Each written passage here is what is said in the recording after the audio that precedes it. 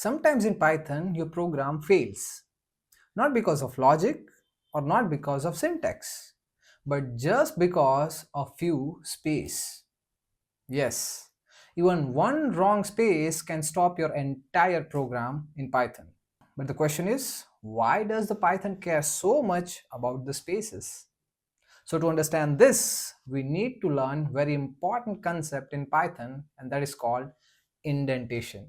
Indentation simply means the spaces at the beginning of the line of code. Let me show you. So here you can see this second line has some space before the print. It has 4 spaces before the word print. This space is called indentation. So basically this indentation tells Python that this print segment of this line or this segment of this line belongs to this for block. So it is very important to identification of block. Now before we continue, here is a quick short question for you. Look at this code for I in range of 3. Print hello. Now can you tell me here which line is indented? The first line or the second line? Pause the video for the moment and write your answer into the comments. Once you are done with that, now we'll go ahead. Now here there is something interesting. In many programming languages, spaces are not very important, but in Python, indentation is very mandatory. So the question is, why is Python so strict about indentation, like your strict math teacher? So now here, let's compare Python language with C or C++ or Java. In those languages, the block of code are defined using curly braces. So for example, in this C code, it uses curly braces. So here the curly braces defines the block of code, but Python does not use curly braces. Instead, Python uses indentation. For example, if you want to indicate the same thing in Python, you're supposed to write like this. So in Python, indentation replaces the curly braces. Now just imagine, what if we remove this indentation program? What will happen? Will it work? Now let's see. So suppose we write program like this. Let's run this thing. So when we run this code, Python will show an error. So this is an error. It indicates indentation error. Basically, it expects an indentation block. Why? Because Python expects that the loop body to be indented. Without indentation, Python cannot understand which code belongs to which loop. So here, if you want to indicate that this line of code belongs to for loop, then you need to give one tab of indentation. Now let's run this code, and here you can see the complete execution.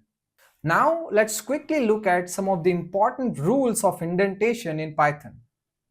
The rule number 1: all statement inside the same block must have the same indentation.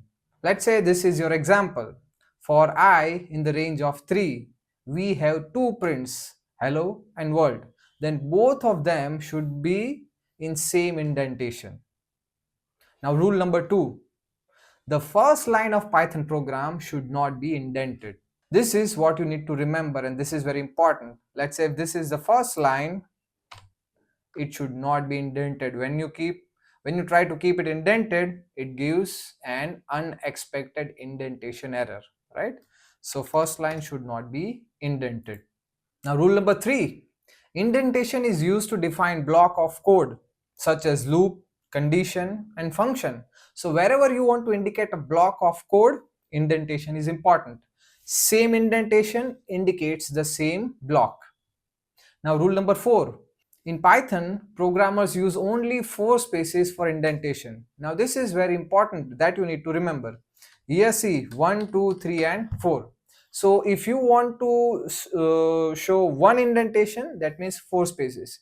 Double indentation, that means 8 spaces. So 4, 8 like that. But here what I have told, 4 and 8. What does it mean? So now let's see what happens when we create block inside a block, right? So now we are going to explore this example to understand this block inside the block logic. So now here, this is our code. You can see first line starts with no indentation. This is our for loop, indicates something. Then we have our first indentation, print hello. Now here after this, we are giving another block inside this block.